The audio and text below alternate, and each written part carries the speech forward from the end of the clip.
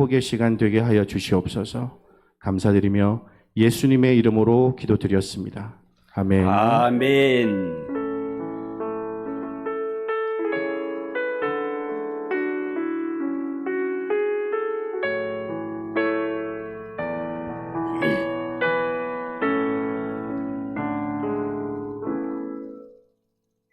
하나님 말씀 구약성경 사사기 4장 1절에서 10절입니다.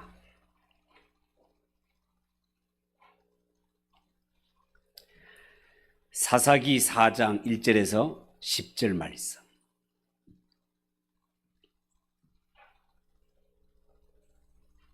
한 절씩 교독합시다. 1절입니다. 에훗이 죽으니 이스라엘 자손이 또 여호와 목전에 악을 행하매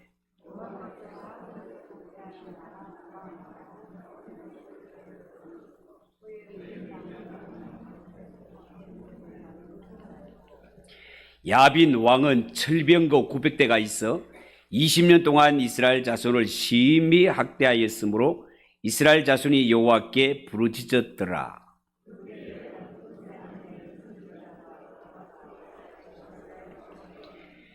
그는 에브라임 산지 라마와 베델 사이 드보라의 종려나무 아래에 거주하였고 이스라엘 자손은 그에게 나아가 재판을 받더라.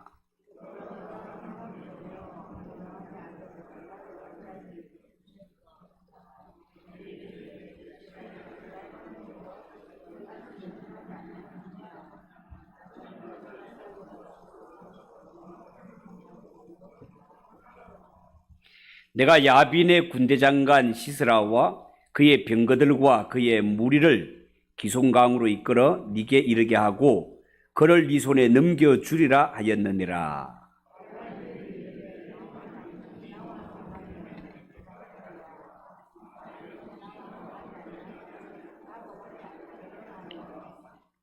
이르되 내가 반드시 너와 함께 가리라. 그러나 네가 이번에 가는 길에서는 영광을 얻지 못하리니 이는 여호와께서 시스라를 여인의 손에 파실 것임이니라 하고 드보라가 일어나 바락과 함께 게데스로 가니라.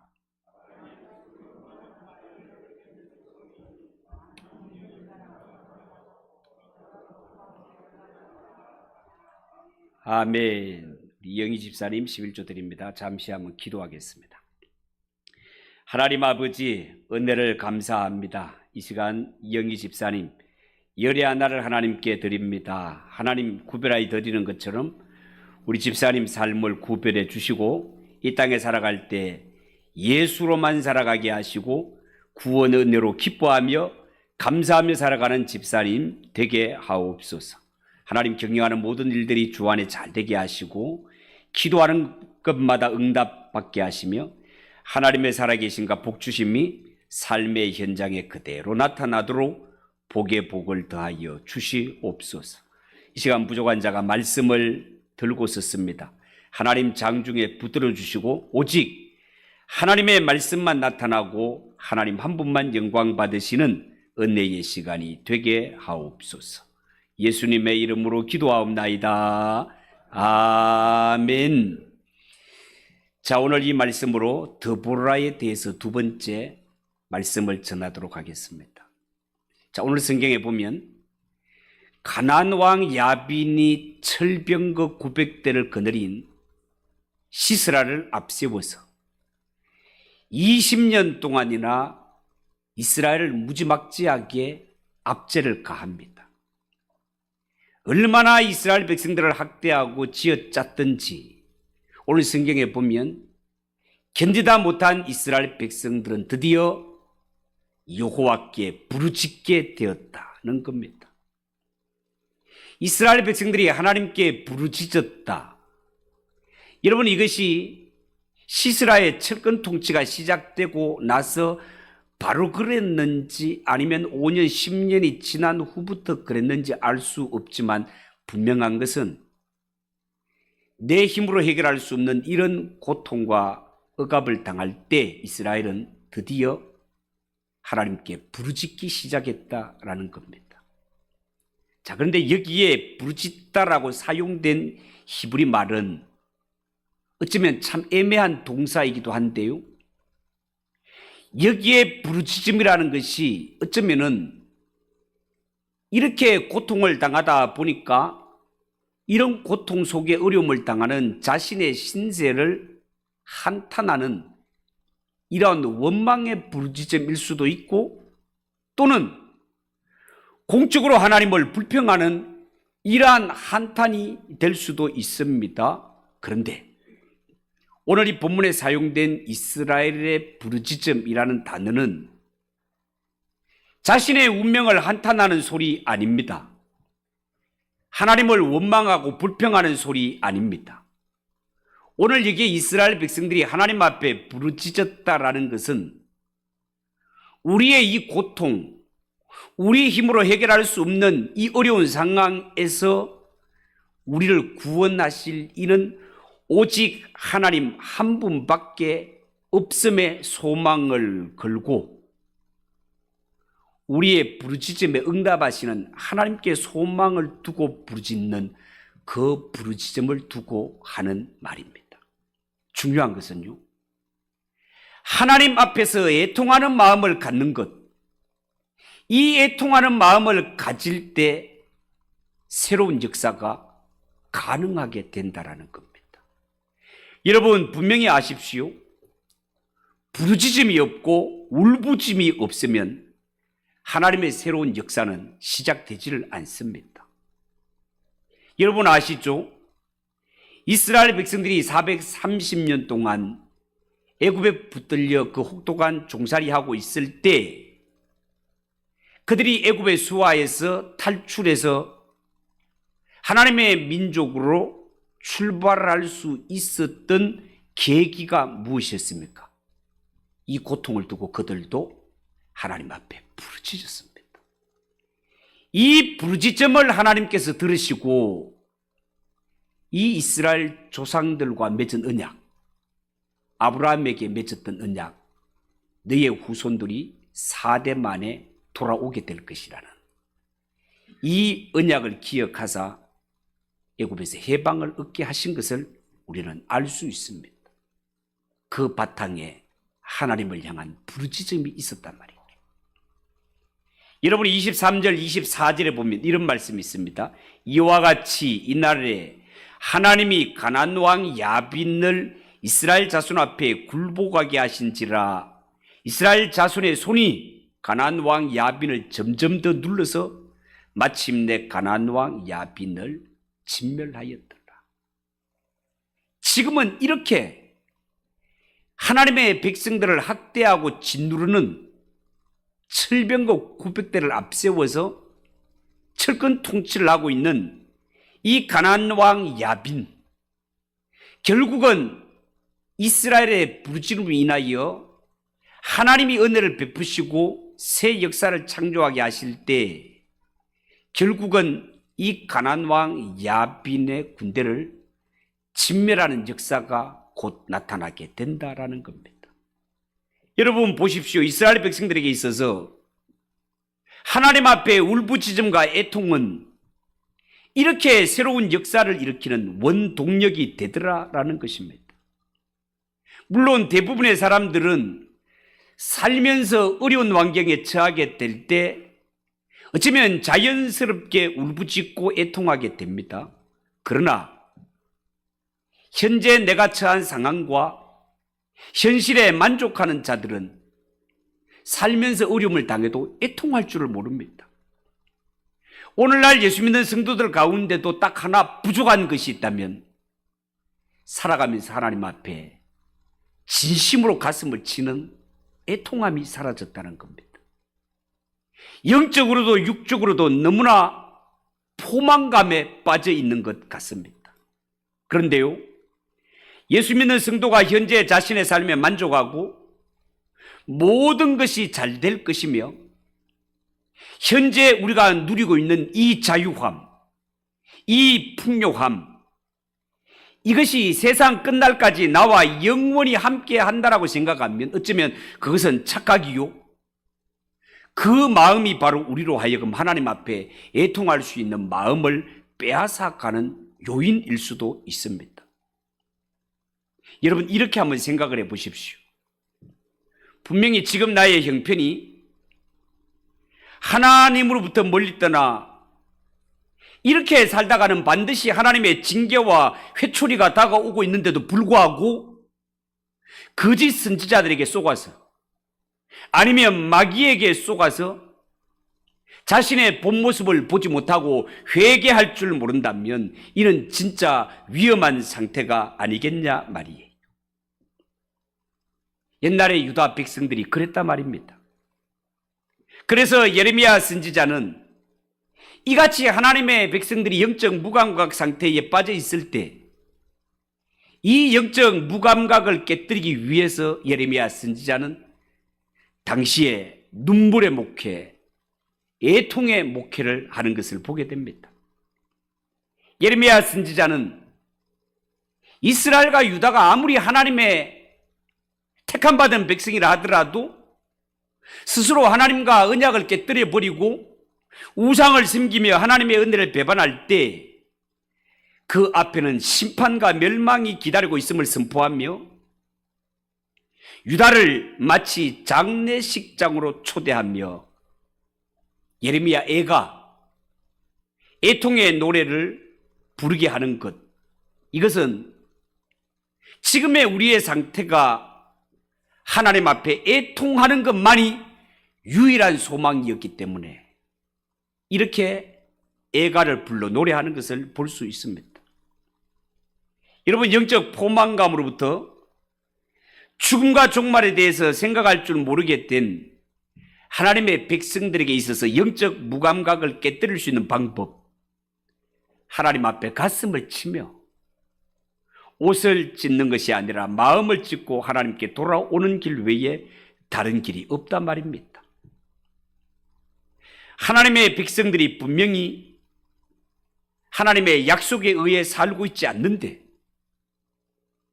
지금 내가 살아가는 인생길에 뭔가 자꾸만 브레이크가 잡히고 뭔가 제대로 풀리지 않고 있는데 이러한 모습 앞에 자신이 애통할 줄 모르고 계속해서 그 잘못된 길을 가다가는 그의 앞길은 불을 보듯 뻔한 일들을 만나게 된다, 그 말입니다.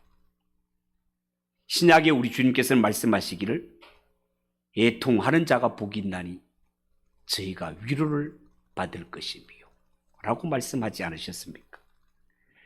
여러분, 혹시 우리는 하나님 앞에 살아가면서 육신이 너무 편하고 잘 먹고 잘 사는 이런 포만감 때문에 하나님 앞에 애통하고 회개할 마음을 잃어버리고 살아가고 있지 않는지 우리 자신들을 한번 돌아볼 필요가 있습니다. 오늘날 한국 교회에 예레미야 같은 선지자의 메시지가 더욱 그리워지는 것이 자꾸만 사람들이 회개와 애통을 잃어가고 있기 때문에 그렇습니다. 자, 그렇다면 이스라엘 백성들의 부르짖음에 한 번은 온니엘을, 한 번은 왼손잡이 에웃을 사사로 세우셨다. 소모는 막대기로 물리쳤던 삼가를 세우셨던 하나님, 이번에는 어떻게 이 이스라엘 백성들의 부르짖음에 응답할 것인가? 이번에는 과연 어떤 사람을 불러 하나님의 일꾼으로 쓰실 것인가? 더구나 지금 이스라엘을 20년 동안 철권 통치로 꼼짝달싹하지 못하게 짓누르고 있는 이 가나안 왕 야빈과 그의 군대 장관 시스라는 보통 적군이 아니었습니다. 철병거 900대를 거느린 용장을 둔 이러한 악한 군대였단 말이죠. 이러한 강력한 군대 앞에 철병거 900대를 앞세운 이 군단에 맞서서 과연 이스라엘 측에서 누가 나가 싸워 이스라엘을 저들의 손에서 건져낼 것인가? 자, 이렇게 보는 이로 하여금 호기심을 가지건 불러일으킨 성경 기자는 바로 이 시점에서 한 인물을 소개합니다. 우리 한글 개역 성경은 그때에라는 부사구로 시작을 하고 있지만 본래 성경은 드보라라는 이름을 제일 먼저 앞세워서 기록합니다. 본래 성경은 이렇게 기록되어 있습니다. 드보라는 여자요, 여선지자요, 랍비도세 아내였으며 그때에 이스라엘을 사사로 다스렸다. 그렇게 기록되어 있습니다. 자, 놀랍게도 이스라엘이 이렇게 큰 위기를 당했을 때 전면에 등장한 인물은 대단한 힘을 가지고 리더십을 가진 사나이 대장부가 아니라 여자의 몸인 드보라가 부름을 입었습니다. 여러분, 드보라가 이스라엘의 위기 순간에 사사로 구원자로 하나님의 소명을 받은 것은 무엇을 의미하는 것일까요? 지금 이스라엘 백성들 앞에는 철병거 900대를 앞세워 철권 통치를 휘두르는 자가 나와 있건만 그들의 발 아래에서 이스라엘을 구원할 이러한 대장부가 이스라엘 측에서는 단 한 명도 없단 말인가? 어째서 아주머니가 이렇게 한 분이 나왔는가? 라고 할 때 불행하게도 이때 당시 이스라엘의 상황은 남자들 가운데 누가 하나 내가 나갈게 라고 용감하게 나서는 자가 한 사람도 없었습니다. 드보라의 노래 가운데 5장 6절 7절에 보면 이런 말씀이 나옵니다. 한번 보십시오. 아나세 아들 삼갈의 날에 또는 야엘의 날에는 대로가 비었고 큰 거리, 넓은 거리가 텅텅 비었고 길의 행인들은 오솔길로 다녔도다. 이스라엘에는 마을 사람들이 그쳤으니 나 드보라가 일어나 이스라엘의 어머니가 되기까지 그쳤도다. 이 노래가 선포되고 있습니다. 당시에 이스라엘 백성들은 대로 큰 길로 다니지 못하고 좁은 길, 소로 오솔길로 다니던 이러한 지경이었단 말이에요. 드보라가 일어나 이스라엘의 의미가 되기 전까지 이스라엘을 바람직하게 이끌 가는 지도자가 없었다라는 것, 이것이 드보라의 고백이었단 말입니다. 이 드보라의 찬송과 고백을 앞세워 보면 드보라가 등장할 때 당시에 이스라엘의 남자들의 형편, 남자들의 사기가 얼마나 땅바닥에 떨어져 있는가를 단적으로 보여주는 말씀이다 하겠습니다. 여러분, 드보라가 바락에게 하나님께서 주신 승리의 약속을 전달하면서 바락에게 당신이 나가서 철병거 900대 거느린 시스라와 나가 싸우라고 하나님이 저들을 우리 손에 붙이셔서 승리하게 하시겠다고 약속했다면서 하나님이 주신 말씀을 전달했건만 이스라엘 측에 부름받은 바락, 그의 말은 드보라가 아주머니니까 앞에 한 말씀 붙인다면 아주머니, 당신이 나와 함께 가면 나도 가지만 당신이 나와 함께 가지 않으면 나도 안 가겠습니다. 남자가 익하고 있는 것을 보게 됩니다.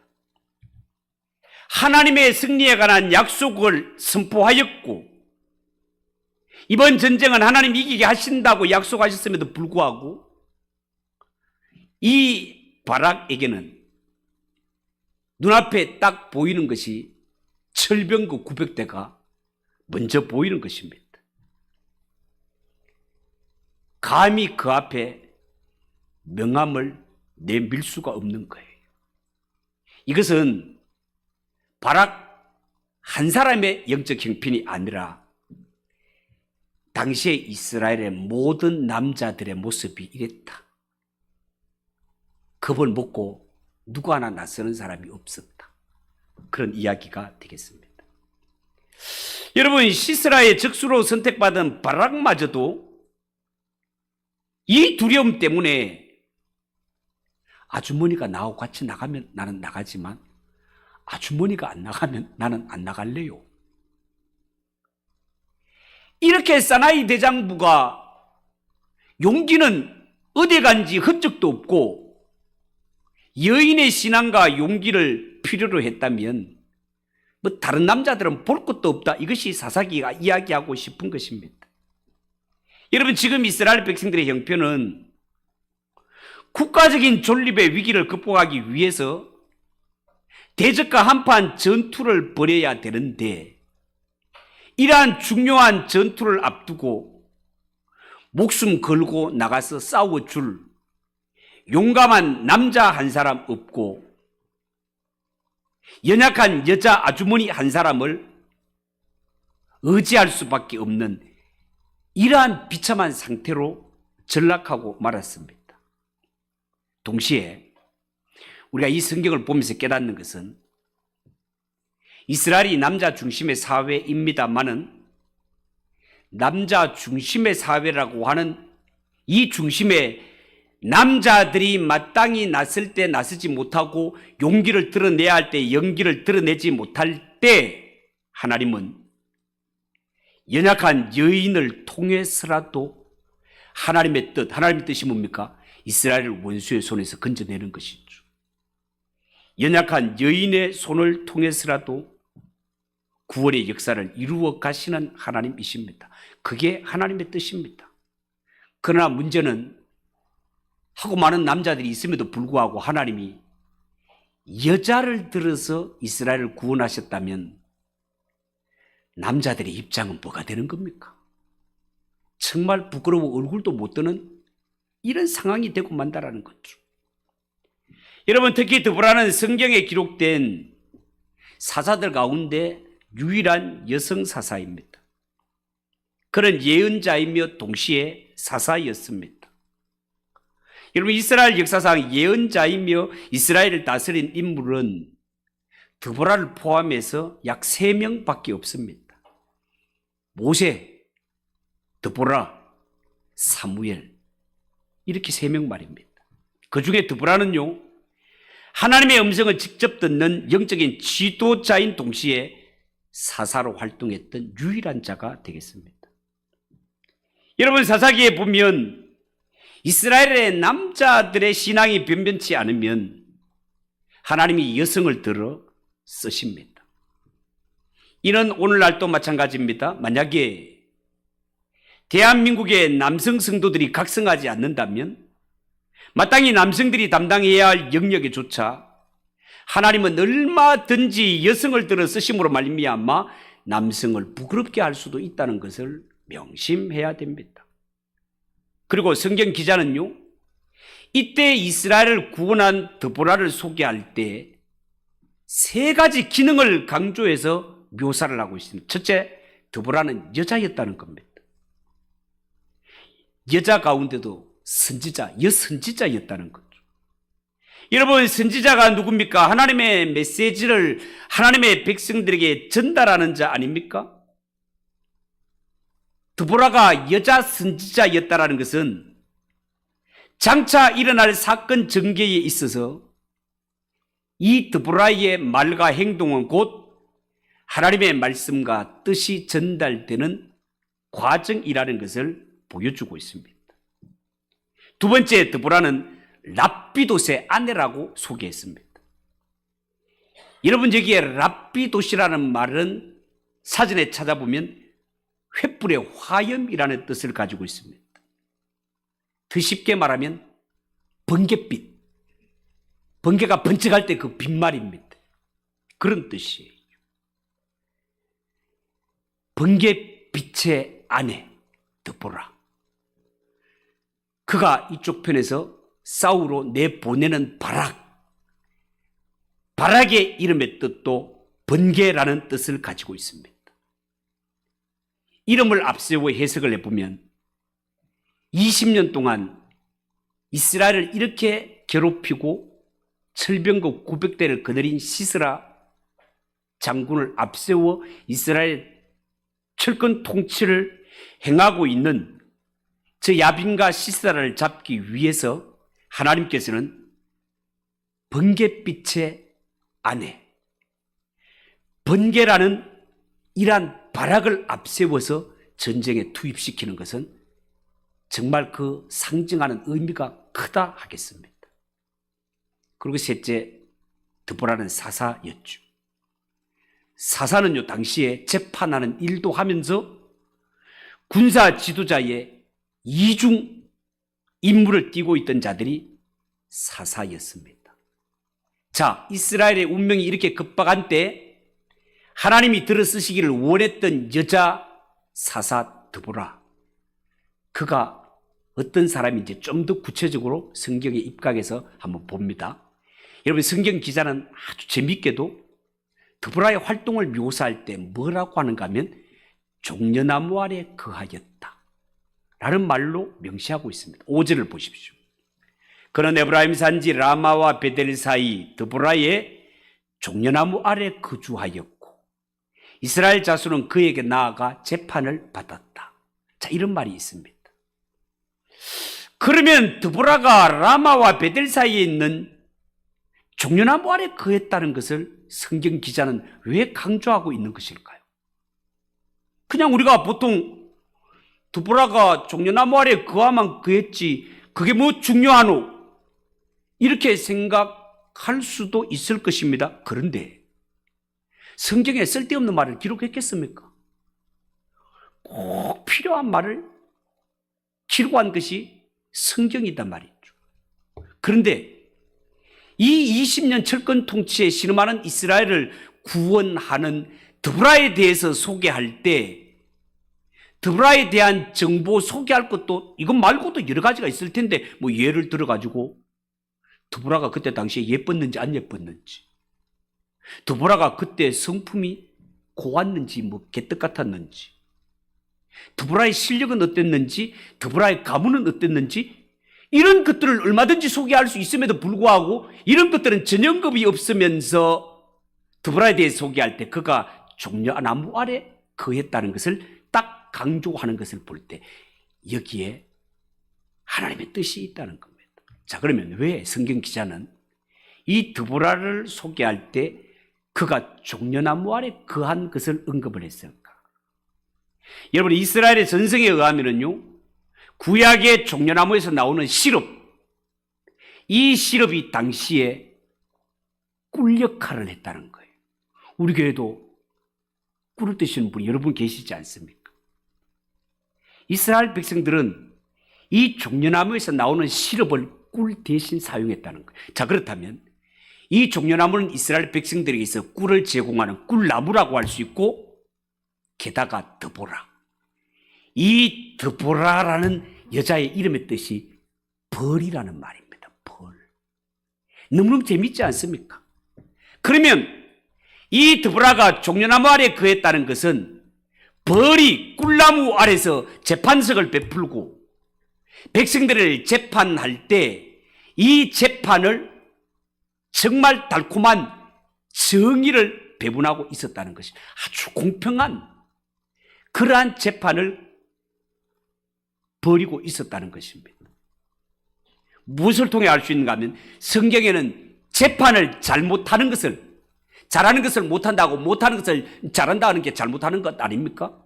성경에는 잘못 재판하는 것을 비유할 때는 쑥의 쓴맛에다가 비유를 했습니다.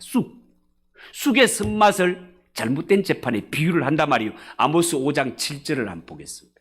구약 성경 아모스 화면에 나왔습니다. 공법을 인진으로 변하며, 이 인진은 쑥입니다. 공법을 쑥으로 변하며 정의를 땅에 던지는 자들아, 이렇게 표현을 합니다. 여러분, 여기에 인진은 쓴맛을 내는 쑥과 같은 것으로 재판의 쓴맛을 가리킬 때 은유적으로 표현하는 표현이 되겠습니다. 재판정에서 베풀어 주시는 공의가 인간의 탐욕에 의해서 쓴맛으로 바뀌는 것을 이런 식으로 표현을 했단 말이죠. 그렇다면 종려나무 아래 드보라의 모습은 재판하는 자로서 백성들에게 공평한 재판을 벌임으로 말미암아 마치 꿀을 먹는 것처럼 단맛을 누리게 되는 것을 시각적으로 보여주는 이미지라고 볼 수 있겠습니다. 게다가 한 걸음 더 나아가 하나님의 공의로운 심판으로 이스라엘이 시스라의 군대를 무찌르고 난 후에 승리한 후에 갖게 될 기쁨을 미리 예시하고 있다라고도 볼 수 있겠습니다. 왜냐하면 성경에서 종려나무는요, 이스라엘 땅을 가리키는 상징으로 자주자주 쓰이기 때문에 그렇습니다. 실제로 로마 화폐는요, 유대 땅이 종려나무 아래서 울고 있는 여인의 모습으로 묘사를 해 놓았습니다. 여러분, 하나님은 철병거를 900대 앞세워서 20년 동안 이스라엘을 철권 통치하고 있는 이 가나안 왕 야비를 물리치고 이스라엘을 원수들의 손에서 구원하기 위하여서 이스라엘 편에서 대단한 용사가 나가는 것이 아니라 한낱 여인의 몸, 그것도 이미 결혼한 아주머니 한 분을 하나님은 사사로 모셨습니다. 왜 하나님은 이런 방법으로 구원하시는 걸까요? 이상한 생각도 듭니다만은, 그러나 하나님이 구원을 이렇게 이끌어 가시는 모습은 어제 오늘 일이 아닙니다. 관심을 갖고 보면 하나님은 언제나 구원을 이런 모습으로 이끌어 가십니다. 이스라엘 백성들을 애굽에서 건져낼 때 모습을 한번 생각해 보세요. 이게 구원 이야기 아닙니까? 하나님은 40세 모세를 쓰시지 않고 80세 모세를 쓰십니다. 40세 모세는 무예가 능했고 학술이 능했고 한번 휘두르다 그러면 원수들이 나가 자빠지는 이러한 힘과 실력을 있을 때 하나님은 모세를 쓰시지 않습니다. 모세 80세 되었을 때, 저 미디안 광야 양치고 있을 때 하나님이 찾아오셔서 내 백성 이스라엘을 구원해내라고 했을 때 모세는 안 가겠습니다. 내가 가면 뭐 백성들이 뭐 믿긴 하겠습니까? 이 핑계 저 핑계 다 대다가 나중에는 나는 뭐 말도 잘 못하고 뭐. 모세가 하고 싶은 말은 왜 내 40세 때 안 쓰고 80세, 내가 나를 봐도 아무것도 할 수 없는 이때 왜 와가지고 이 큰일을 나한테 하라 겁니까? 안 갑니다. 못합니다. 구원이라는 게 그렇습니다. 내가 나를 볼 때 아무것도 할 수 없는 나 같은 죄인이 뭘 할 수 있겠노? 80세 된 모세가 뭘 할 수 있겠노라고 하는데 이 80세 모세가 어마어마한 일을 감당해내지 않습니까? 그러면 이것이 모세가 했다, 모세와 함께 하신 하나님이 하셨다, 둘 중에 뭐가 답이겠습니까? 두 번째가 답이다. 네가 한 것이 아니라 내가 했다는 것을 하나님이 보여주시기를 원하신다. 이러한 어려운 때에 이스라엘의 모든 남자들을 제껴놓고 이 여인 아주머니를 등장시켜 철병거 900대를 앞세운 시스라를 물리치고 이스라엘을 구원해내시는 것은 실력 있는 인간이 한 것이 아니라 전능하신 하나님이 하셨다는 것을 보여주시기 위해 이렇게 하는 것입니다. 여러분 기억하십시오. 내가 나를 볼 때도 안 되는 것 같지만 그런 나를 하나님이 잡으시면 얼마든지 위대한 역사가 나타나고 놀라운 일이 일어난다는 사실을 믿으시기 바랍니다. 하나님이 하시기 때문에 그렇습니다.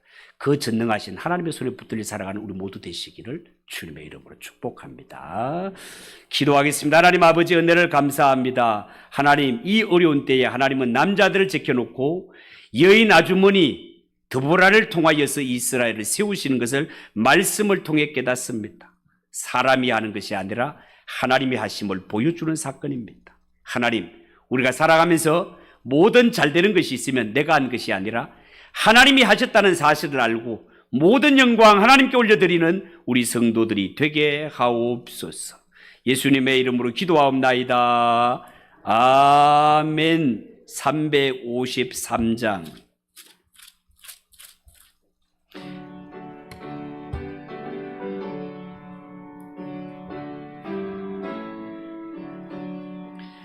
십자가 군병되어서 예수를 따를 때 무서워하는 마음으로 주 모른 채 할까. 나의 주 그리스도 나를 속량했으니 나 십자가를 벗은 뒤 전멸유한서리